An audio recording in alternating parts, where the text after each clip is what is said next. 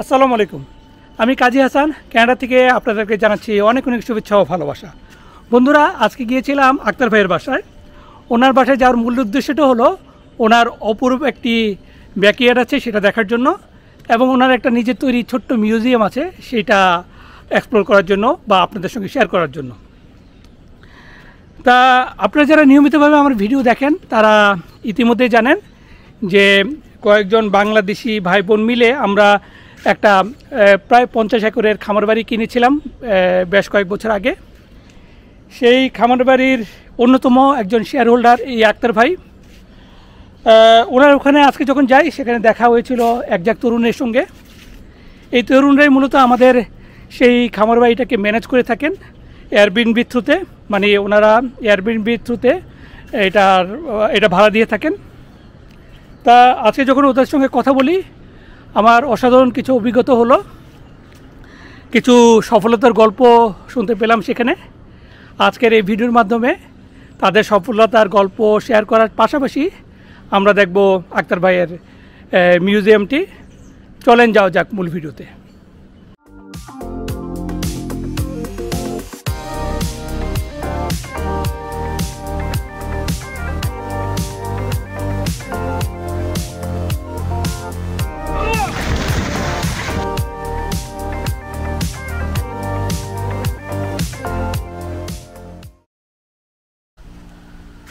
আক্তার ভাইয়ের নেবারহুডে চলে আসছি এবং ওনার বাসার সামনে এখন সুন্দর একটা নেবারহুড এবং দারুণ একটা বাড়ি। আক্তার ভাই যে বাড়ির খুবই যত্ন নেয়, ওনার এই বাড়ির চারদিকটা দেখলেই বোঝা যায়। এবার সুন্দর ফুলের বাগানও করেছেন উনি। তা আমি সরাসরি এখন ওনার ব্যাকইয়ার্ডের দিকে চলে যাব। ওনার ব্যাকইয়ার্ড থেকে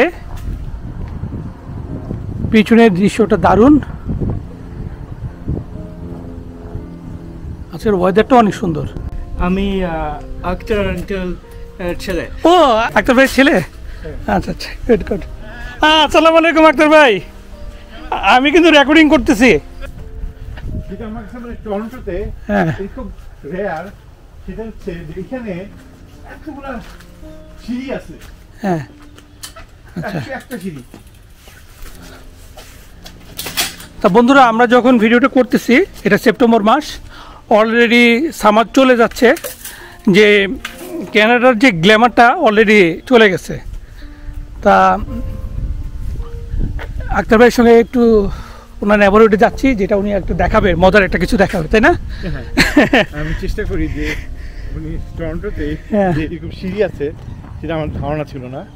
এক্ষেত্রে যেহেতু আমরা যে রাস্তাটা আছে সেটা পাহাড়ের উপর, হ্যাঁ মানে আসার সময় এটা খুব মনে হয় যে আমি পাহাড়ে উঠতেছি। তো আমাকে প্রায় মনে হয় যে এই বাংলাদেশের কাপ্তাই লেকে এরকম একটা সিঁড়ি অনেক উপরে চলে গেছে, সিঁড়ি আমি দেখছিলাম। হ্যাঁ হ্যাঁ, সেটার কথা বারবার মনে হয়।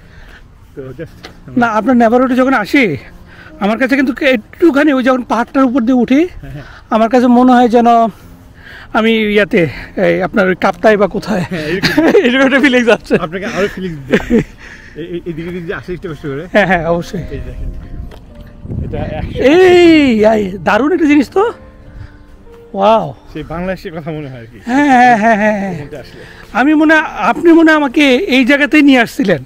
হ্যাঁ, আরেকবার আসছিলাম আপনার বাসা অনেক আগে, তখন আপনি আমাকে এটা দেখাইছিলেন। আমি বারবার ফিল করি।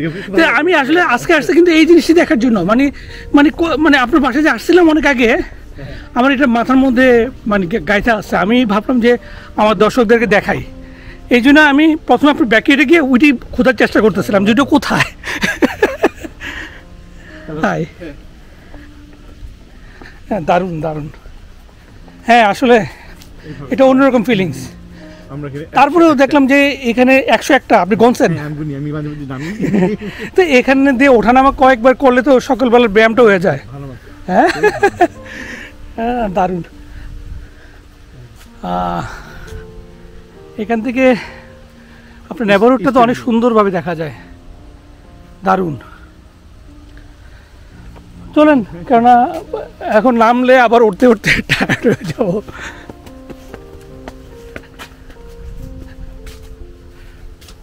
এটা একটা ভালো জায়গা। মানে ব্যায়াম করার জন্য সকালবেলা কয়েকবারই যে ভদ্রলোক মানে ব্যায়াম করতেছে না, হ্যাঁ, সে আবার নামতেছে দেখলাম। আমি এখন আক্তার ভাইয়ের বাসার ডেকে দাঁড়িয়ে আছি।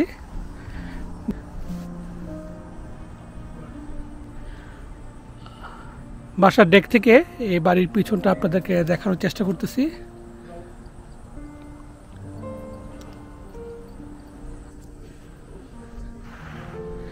এখানে প্রায় প্রত্যেকটা বাড়িরই পিছনে এই ধরনের সুন্দর ডেক থাকে, বিশেষ করে পুরনো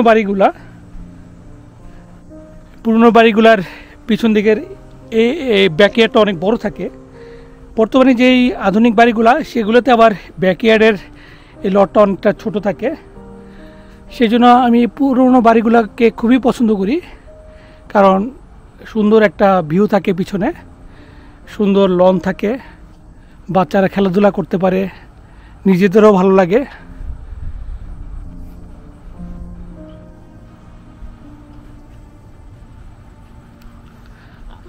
আপনারা হয়তো আমার ভিডিওতে পাশের বাড়িটাও দেখতেছেন, আপনারা দেখতে পাচ্ছেন যে পাশের বাড়িটারও লনটা অনেক সুন্দর, আর ফলে এখানকার ভিউ যে অনেক সুন্দর হয় বোঝাই যাচ্ছে।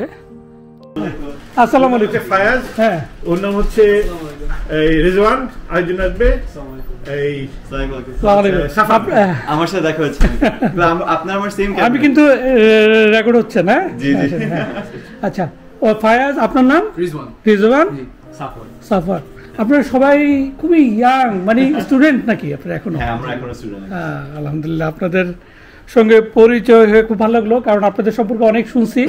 আর আমিও ওই যে আমাদের যে ফার্ম হাউসটা, সেই ফার্ম হাউসটা যে আপনারা মানে ম্যানেজমেন্টের দায়িত্বে আছেন এয়ারবিএনবি থ্রুতে, তা আপনাদেরকে মাঝে মাঝে আমি ফলো করি যে আপনাদের দেখি যে লিস্টিংয়ে আরও অনেকগুলো প্রপার্টি আছে। হ্যাঁ, আমি চেষ্টা করি যে আসলে আপনাদের বিজনেসটা কেমন চলছে বোঝার জন্য আর কি। আমি স্পাইকারি করি আর কি, তাই না? সেইটাই চেষ্টা করতেছে আর কি, বুড়ো বয়সে ভীমরতির যেটাকে বলে আর কি। তাই নাকি? আমার আম্মু আসলে আপনার কন্টেন্টে আমাকে ফার্স্ট দেখিয়েছিল দেশে থাকতে 2020-21 সালে, অনেক আগের দর্শক। তো এখনো সে বললো আপনাকে, তখন তো আমার ভিডিওর কোয়ালিটি খুব একটা ভালো ছিল না, 30-40,000 সাবস্ক্রাইবার্স, 50,000 এরকম সময়। হ্যাঁ, না এখন তো আমার ফেসবুকে আমাকে প্রায় 3.5 লক্ষ ফলো করে। হ্যাঁ, সেটাই। তা বন্ধুরা, এখানে আপনারা দেখতে পাচ্ছেন যে বিরাট একটা শহর, যেখানে অনেকগুলা ট্রেন দাঁড়িয়ে আছে। এটা আক্তার ভাইয়ের শখ। আক্তার ভাই কিছুক্ষণ পরে আমাদেরকে এই ব্যাপারে আরেকটু ধারণা দিবেন। আর উনি আসলে খুব শৌখিন মানুষ। আপনারা এখানে দেখতে পাচ্ছেন যে অনেকগুলা ছোট ছোট প্লেন, ওনার পুরা অফিস রুম জুড়ে এই ধরনের ছোট ছোট খেলনা।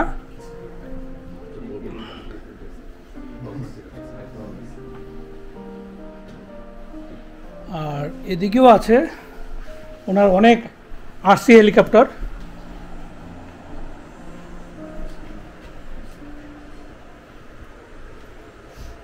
আমি আপনাদের বিজনেস নিয়ে আমার দর্শকদেরকে একটু আইডিয়া দিতে চাই, আপনাদের কোনো অসুবিধা তো নাই?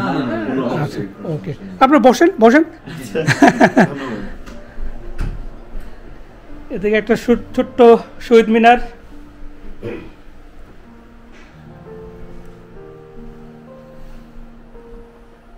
পুরনো দিনের কিছু মোবাইল ফোনও উনি এখানে সংগ্রহে রেখেছেন।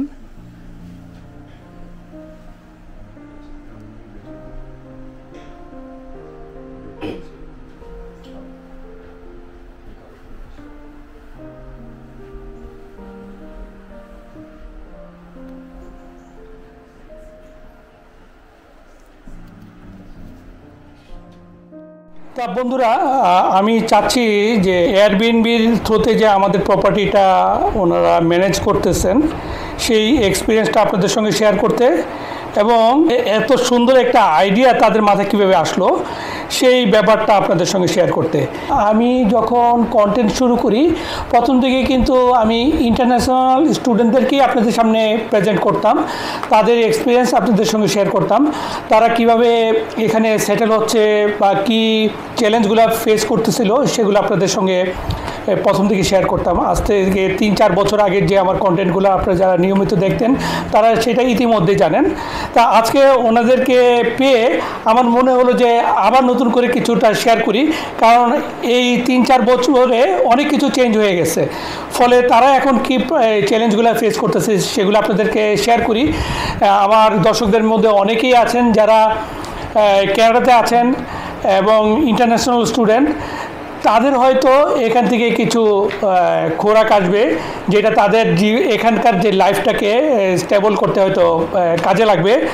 আর এখান থেকে কিছু বিজনেস আইডিয়াও আপনাদের মধ্যে আসবে যারা হোম ওনার এই ক্যানাডাতে, যারা এয়ারবিএনবি বিজনেস করতে চান কিন্তু সময়ের জন্য এবং অনেকেই চিন্তা করতেছেন এটা কীভাবে ম্যানেজ করব, এটা আমার দ্বারা কি সম্ভব হবে। এখান থেকে হয়তো আপনাদের কিছুটা হেল্প তৈরি হতে পারে, হয়তো এদের সঙ্গে পরিচয় হলে আপনাদের মধ্যেও ইচ্ছা জাগবে যে ঠিক আছে আমি এয়ারবিএনবি ব্যবসার সঙ্গে ইনভলভ হই, হয়তো ওদেরকে আপনারা ইনভলভ করতে পারবেন সেখানে।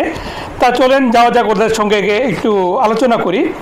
তা ইতিমধ্যে তো আমার দর্শকরা আপনাদের সম্পর্কে জেনেছে, তারপরে আপনারা যেহেতু ইন্টারন্যাশনাল স্টুডেন্ট, সবাই না হয়তো, এর মধ্যে 2 জন হয়তো ইন্টারন্যাশনাল স্টুডেন্ট না, আপনি না কিন্তু স্টুডেন্ট, আপনিও না, একটু আগে তো একে চিনেছেনই আক্তার ভাইয়ের ছেলে, আর এই 3 জন হলো ইন্টারন্যাশনাল স্টুডেন্ট এবং খুবই ইয়াং। আপনাদের পরিচয়টা একটু দেন যে আপনারা কে কী করতেছেন। জি, আমার নাম ফাহিম, আমি আমার থার্ড ইয়ার শেষ হলো ইউএফটিতে এবং আমি আমার কোঅপ করছি এখন। অ্যান্ড কোঅপের পাশাপাশি we started this business last year 2024-এ, ঠিক আমাদের এক্সামটা যখন শেষ হয়, ফাইনাল এক্সাম আপনার উইন্টার সেমেস্টারে, তো উইন্টার সেমেস্টার শেষ হওয়ার পরপরই আমরা এটা শুরু করি। আমাদেরকে আক্তার আঙ্কেল অপরচুনিটিটা দেয়, তারপরে থেকে we have been seeing good response and then এখান থেকে আর কি কোম্পানিটা গ্রো হয়। আচ্ছা, গুড গুড। আর আপনার সম্পর্কে বলেন। জি, আসসালামু আলাইকুম, আমার নাম ফায়াজ, আমি বাংলাদেশ থেকে আসা একজন ইন্টারন্যাশনাল স্টুডেন্ট। আমি এখন ইয়র্ক ইউনিভার্সিটিতে আমার 4th ইয়ারে যাচ্ছি, আমি এখানে বিজনেস পড়ছি এবং এখানে এসে ক্যানাডা এসে আমার ফাহিম আর রিজওয়ানের সাথে পরিচয় হয় এবং এটা আমার জীবনের সবচেয়ে একটা ইনক্রেডিবল মোমেন্টের মধ্যে একটা ছিল এবং তাদের সাথে এই বিজনেস ভেঞ্চারটা শুরু করে আমি এখন খুব খুশি আর কি।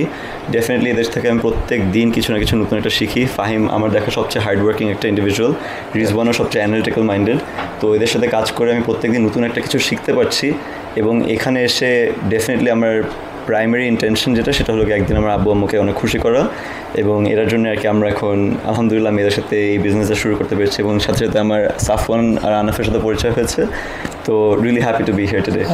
আপনার সম্পর্কে বলেন। জি, আসসালামু আলাইকুম, আমার নাম রিজওয়ান, আমি এখন কোঅপ করছি। আমি ফার্মের মতোই ইউএফটিতে আমি ইঞ্জিনিয়ারিংয়ে পড়ছি। তো কোন সাবজেক্টে? ইন্ডাস্ট্রিয়াল ইঞ্জিনিয়ারিংয়ে। ইন্ডাস্ট্রিয়াল, জি। তো আমার অলওয়েজই বাংলাদেশ থেকে একটা আইডিয়া ছিল যে চাকরি আসলে আমার ওইভাবে করার ইচ্ছা ছিল না, সো আবার এন্টারপ্রেনারশিপের ইচ্ছা ছিল। তো এই আইডিয়া দিয়ে আমি এখানে এসেছি। সো ফার্মের সাথে আমার দেখা হলো ফার্স্ট ইয়ারে। তো ফার্মের সাথে আমি অলওয়েজই চিন্তা করছিলাম যে একটা ব্রেনস্টর্ম করে কিছু করা যায় নাকি, এরকম করা যায়। সো একদিন এক্সামের সময় আমরা পড়াশোনা করছিলাম, সো র্যান্ডমলি ফাহিম আমাকে বলে যে এরকম একটা বিজনেস স্টার্ট করা যায়। তো এভাবে আমি পরে চিন্তা করে দেখলাম যে না, এটা কিন্তু একটা ভেরি গুড ভেঞ্চার, করা যায়। পরে ফায়াজ দিন জাস্ট আমাদের বাসায় আসলো, এসে ফায়াজকে আমরা এটা পিচ করলাম। তারপর ফায়াজকে পিচ করার পর ফায়াজও অনবোর্ড হলো এটাতে। তো ফার্স্টে আমরা চিন্তা করলাম যে আমাদের মেইন প্রবলেম ছিল যে আমরা কীভাবে অপারেশনসগুলো রান করবো, আমাদের গেস্ট আসবে কীভাবে। তখন আমাদের একটা ডিফারেন্ট ভিশন ছিল, এখন মডেলটা পুরো চেঞ্জ হয়ে গেছে। সো ওইভাবে আমরা জাস্ট একটা লিপ অফ ফেথ নিয়ে শুরু করলাম। পরে আস্তে আস্তে দেখলাম যে আমাদের রেসপন্স ভালো, তারপর আনাফের সাফন আমাদেরকে জয়েন করলো। এখন আলহামদুলিল্লাহ we are doing very well. So এভাবে আমরা ইনশাল্লাহ আরও আগে যাবো। Good good. আচ্ছা, আমি তো আপনাদেরকে ফলো করি, আজকে প্রথম আপনাদেরকে দেখলাম, কিন্তু আপনারা যে আমাদের ফার্ম হাউসটা ম্যানেজ করেন, আমি আগে থেকেই দেখতাম যে আপনাদের প্রোফাইলে আরও কয়েকটা প্রপার্টি লিস্টিং করা ছিল, হ্যাঁ, তা এদেরকে আপনারা কীভাবে জোগাড় করলেন, মানে আপনারা কীভাবে এদের সঙ্গে কানেক্টেড হলেন? আমি প্রথম থেকে ধারণা ছিল সেগুলো হয়তো আপনাদেরই প্রপার্টি, পরে বুঝলাম যে না, আপনার যেহেতু কোস্ট লেখা ওখানে, তা আপনারা হয়তো এটাকে ম্যানেজ করতেছেন। তা ক্লায়েন্টদেরকে আপনারা ম্যানেজ করতেন কীভাবে? কারণ আমি এই কোয়েশ্চেনটা এই কারণে করলাম যে আমার এই ভিডিওর একটা বিশাল অংশ এখন কেরালার অনেক ভাই বোনরা দেখেন, যাদের মধ্যে অনেকেই প্রপার্টি ওনার। হয়তো অনেকেই চিন্তা করতেছে যে তারা এয়ারবিএনবির সঙ্গে ইনভলভ হবে, কিন্তু তাদের মধ্যে অনেক কোয়েশ্চেন আছে। এবং আমার কথাও বলি, আমি কিন্তু বেশ কয়েক বছর আগে কিছু প্রপার্টি কিনতে চেয়েছিলাম, হ্যাঁ, যখন বাড়ির দাম মাঝখান দিয়ে অনেক কমে গেছিলো। এটা আজ থেকে 5-6 বছর আগের ঘটনা। কিন্তু আমার ইচ্ছা ছিল ওই প্রপার্টিটা কিনবো এবং ওখানে আমি এয়ারবিএনবির থ্রুতে কিছু ইনকাম করবো। কিন্তু হঠাৎ করে আমি পিছিয়ে গেছি এই কারণে যে মনে হচ্ছিলো যে আমার বাসা থেকে প্রতিদিন 20-30 মিনিট ড্রাইভ করে গিয়ে ক্লায়েন্টের সঙ্গে মিট করা বা তার টেক কেয়ার করা, এটা আমার কাছে চ্যালেঞ্জিং মনে হচ্ছিলো।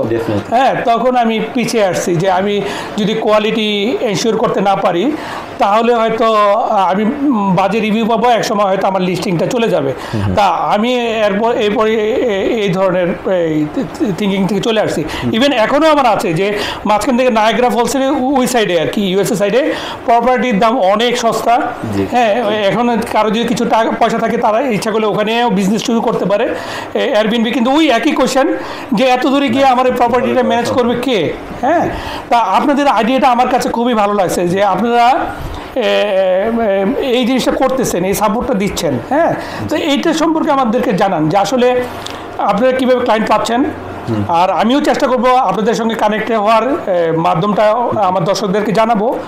আর কীভাবে আপনারা উইন উইন সিচুয়েশন এখানে ক্রিয়েট করেন, মানে আপনারা কীভাবে বেনিফিটেড হচ্ছেন আর আমরা কীভাবে বেনিফিটেড হচ্ছে, এইটা একটু আমাদেরকে বুঝান, তাহলে হয়তো জি। সো আমাদের এখানে আমি দুইটা পার্টি কোয়েশ্চেনটা অ্যান্সার করি। ফার্স্ট পার্ট হচ্ছে আমরা কিভাবে ক্লায়েন্ট পাই, আর সেকেন্ড পার্ট হচ্ছে আমরা কিভাবে অপারেট করি, অ্যান্ড এখানে কিভাবে আমাদের ল্যান্ডলর্ডস এবং আমাদের ক্লায়েন্টস যারা ল্যান্ডলর্ডস এবং আমাদের একটা উইন উইন সিচুয়েশন ক্রিয়েট, আপনি যেটা মেনশন করলেন। সো ফার্স্ট অফ অল আমাদের বিজনেসটা সিন্স লাস্ট ইয়ার আমরা যখন জুলাই স্টার্ট করি তখন it has been through word of mouth, একদম ওয়ার্ড অফ মাউথের থ্রুতে আমরা রেফারেন্সের থ্রুতে আমরা ক্লায়েন্ট পেয়েছি একদম প্রথম থেকে। কিন্তু তার আগে আমাদের প্ল্যানটা ডিফারেন্ট ছিল। আমরা ভেবেছিলাম যে ডোর নকিং করবো, ডোর টু ডোর যাবো, তারপর পিচ করবো আইডিয়াটা, but that didn't end up happening. আমাদের জাস্ট যখন আমাদের ফার্স্ট ফার্ম হাউসটা ম্যানেজ করি ওটার পর ভালো রেসপন্স পাই, তারপর একটা ক্লায়েন্ট থেকে আরেকটা ক্লায়েন্ট, আরেকটা ক্লায়েন্ট থেকে আরেকটা ক্লায়েন্ট, এভাবে জাস্ট ওয়ার্ড অফ মাউথে আলহামদুলিল্লাহ we have rich almost 20 properties. হচ্ছে আমরা একটা কমিশন বেস স্ট্রাকচারে কাজ করি যেখানে আমাদের কোনো রিটেইনার নাই, right? So landlords are not like fixated on the fact যে ওদের একটা রিটেইনার পে করতে হবে আমাদের, এরকম কিছু না। আমরা একটা কমিশন বেস স্ট্রাকচারে অপারেট করি, যেটার মানে হচ্ছে যে যদি ল্যান্ডলর্ডরা ভাড়া পায় তার মানে we are also growing as a business. So it's a win win situation, right? So as long as they are getting business we are also getting business. So এইটাই আর কি। আপনারা কমিশনটা কীভাবে নেন? সো কমিশন কত পার্সেন্ট? আবার এখানে আমরা দেখি যে ক্লিনিং ফি আছে, সেইটা ক্লিনিং ফিটা কি আপনারাই পুরোটা নিচ্ছেন? না না, আচ্ছা এটা এখানে বিষয়টা আছে। সো কমিশনটা ফার্স্টে আসি। সো কমিশনটা কাজ করে আপনার এনিওয়ার বিটুইন 18 to 25%। এটা ডিপেন্ড করে যে এটা আপনার অ্যাকোমোডেশন রেন্টাল নাকি এটা একটা ভ্যাকেশন রেন্টাল। কারণ অ্যাকোমোডেশন রেন্টাল হচ্ছে আপনার বেসমেন্ট বা আপনার একটা ইনভেস্টমেন্ট প্রপার্টি, কিন্তু ভ্যাকেশন রেন্টাল হচ্ছে আপনার ধরেন কটেজ, তারপরে আপনার বিভিন্ন ধরনের ভিলাস, এগুলো হচ্ছে ভ্যাকেশন রেন্টাল হয়। সাধারণত ভ্যাকেশন রেন্টাল অপারেট করাটা একটু টাফ, ওই জন্য ওইটার কমিশনটা একটু বেশি থাকে। But accommodation rental starts from 18 to 20 এরকম পার্সেন্টেজ, রাইট? আর ক্লিনিং ফির বিষয়টা হচ্ছে আমরা ক্লিনিং ফিটা কমপ্লিটলি গেস্টদের থেকে চার্জ করি। So last year we have figured out যে আমাদের অন অ্যাভারেজ প্রত্যেকটা প্রপার্টি অপারেট করতে কেমন ক্লিনিং ফি খরচ হয়, রাইট? আমাদেরকে ক্লিনারদেরকে পে করতে হয়, তারপর আমরা যে রিপ্লেনিশেবল আইটেমসগুলো থাকে কফি, সুগার, তারপর আপনার বিভিন্ন ধরনের শ্যাম্পু, সোপ, এগুলো আমরাও প্রোভাইড করে থাকি ওই ক্লিনিং ফি থেকে। তো ওভাবে ওইটা আমরা ক্যালকুলেট করে we charge that from the guest. So এখানে ল্যান্ডলর্ডের কোনো হেডেক নেই। So landlord doesn't have to spend any money from their pocket, it's completely on the guest to provide the cleaning fee. Good, বুঝতে পারছি। তা হ্যাঁ, আপনি কিছু বলবেন? হ্যাঁ, তো এখানে আরেকটা জিনিস যেটা অ্যাড করবো যে আমাদের ক্লায়েন্ট পাওয়ার জন্য যেটা সবচেয়ে বেশি হেল্প করেছে যে উই আইডেন্টিফাইড একটা প্রবলেম, যেটা হলো কি যে ল্যান্ডলর্ডরা ডেফিনেটলি তাদের বেসমেন্টস, যদি আমি অ্যাকোমোডেশন রেন্টালের কথা বলি, এটা ডেফিনেটলি তারা রেন্ট করতে পারে, কিন্তু রেন্ট করলে একটা ল্যান্ডলর্ড যে প্রবলেমটা খুব কমনলি ফেস করে এটা হলো যে তাদের প্রপার্টি অনেক সময় অনেক ড্যামেজড হয়ে যায় আর কি, মানে টেনেন্টরা যখন থাকে তারা ধরেন ইউজ করতে করতে আর কি ওয়ারেন্টির ড্যামেজ অনেক বেশি হয়ে যায়।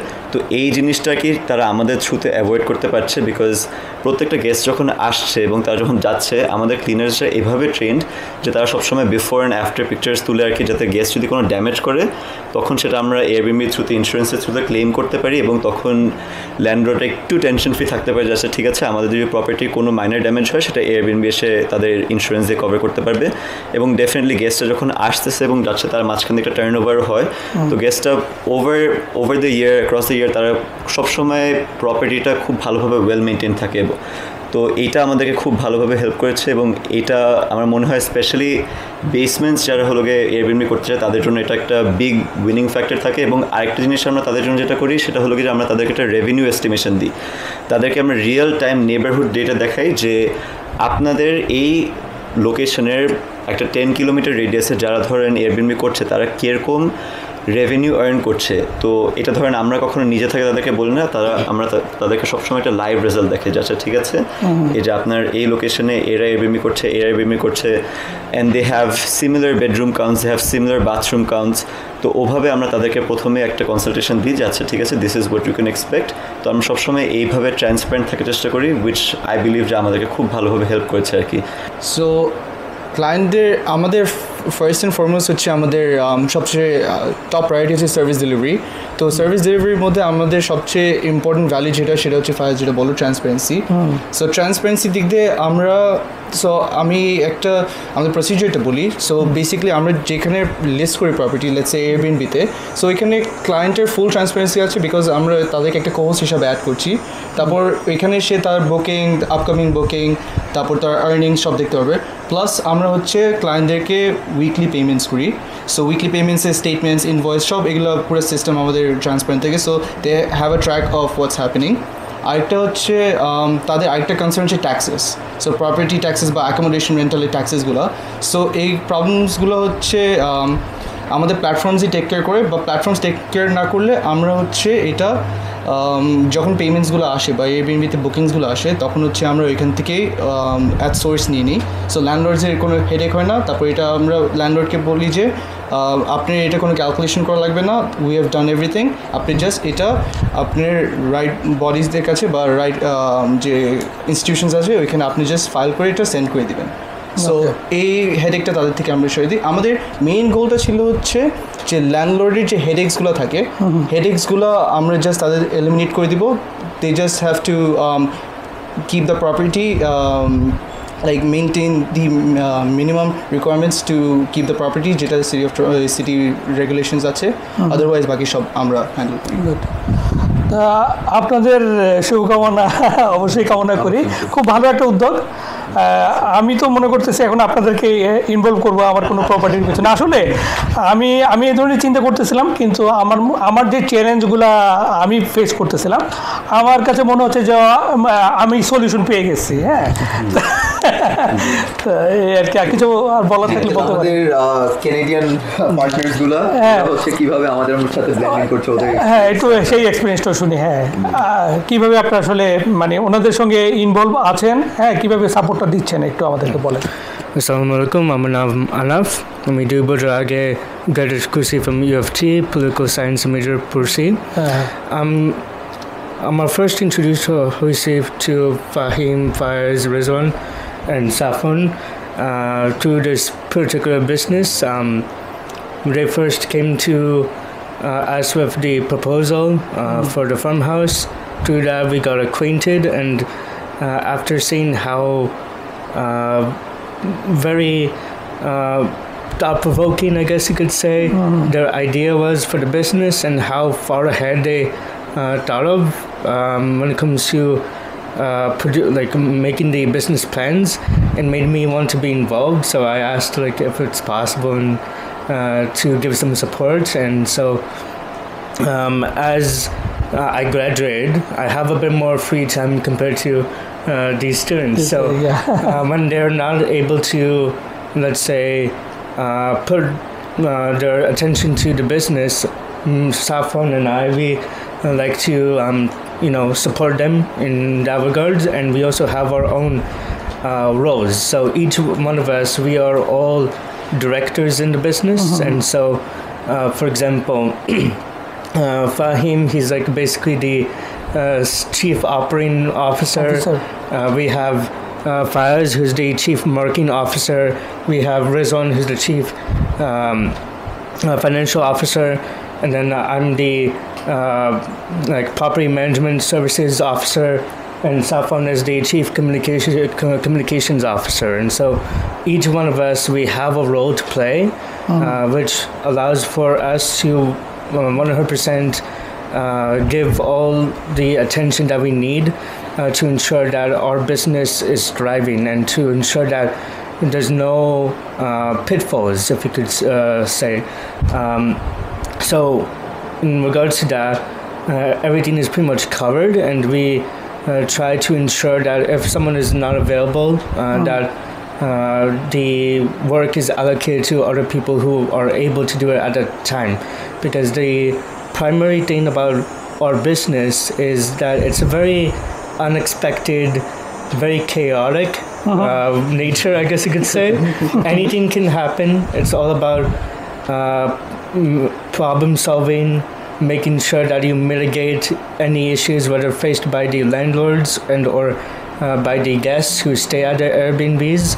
And so we have to make sure that we provide solutions to these issues, and we have to solve them right away. And we have a sort of like guidebook, you could say, that we follow when it comes to how we tackle these unexpected issues.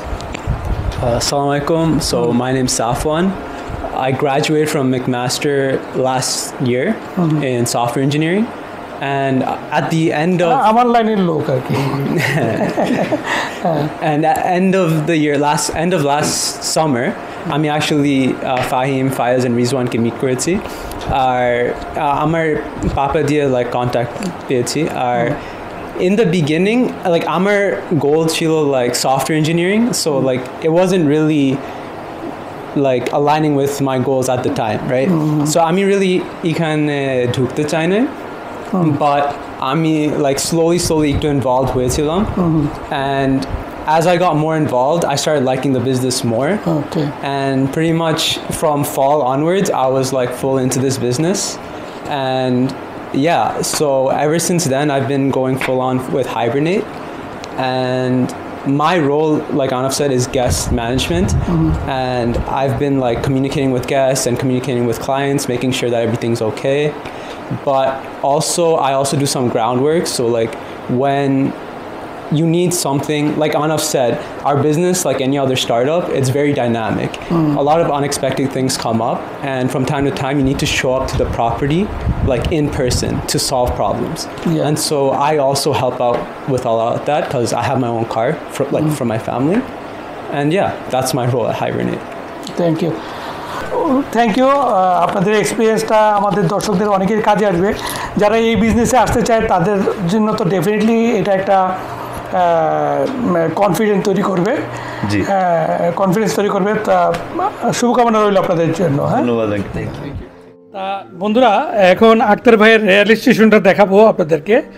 উনি বিরাট একটা circuit এখানে তৈরি করছেন এইটাকে, এই পুরা স্টেশনটাকে control করার জন্য। উনি যে একজন শৌখিন মানুষ বুঝেই যাচ্ছে,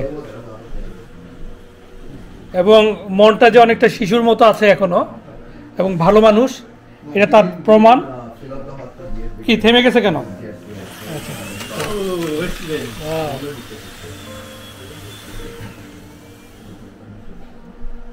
অনেকদিন চালান না মনে হয়, এই জন্য অনেক কিছু জ্যাম হয়ে গেছে।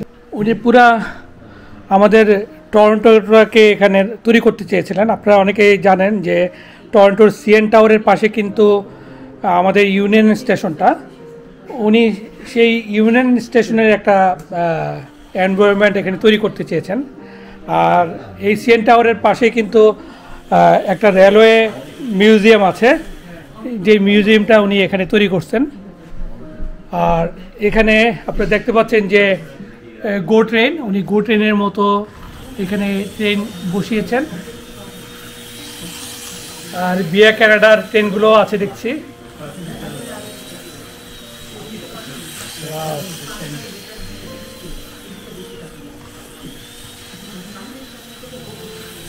এটা তো একটা মানে এখান থেকে কি আপনি ট্র্যাক চেঞ্জ করতে পারবেন? হ্যাঁ, আচ্ছা,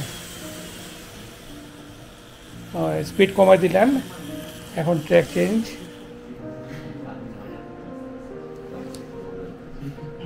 ট্র্যাক কি এখান থেকে করা যায় না নাকি?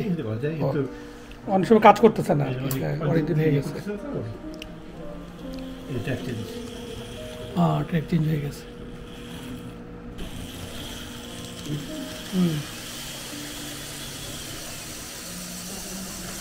আচ্ছা ভাই, দারুণ। আমার বড় ছেলে এবং ছোট ছেলে দুজনেই আপনার এই এই জিনিসটা পছন্দ করে, ট্রেন। হ্যাঁ আচ্ছা, হ্যাঁ, এগুলো দেখে আসছি। এগুলো কিভাবে সংগ্রহ করছেন? এই যে বাংলাদেশ বিমান তো দেখতে, বাংলাদেশ বিমান হচ্ছে 77, হ্যাঁ, এটা হচ্ছে DC-10-30। এগুলো কিভাবে সংগ্রহ করলেন? আপনি কি প্রেজেন্ট করছেন নিশ্চয়ই কেউ? বিভিন্ন ভাবে আমি আসলে কালেকশন করি, বিভিন্ন ভাবে Collection করেন, সম্ভব।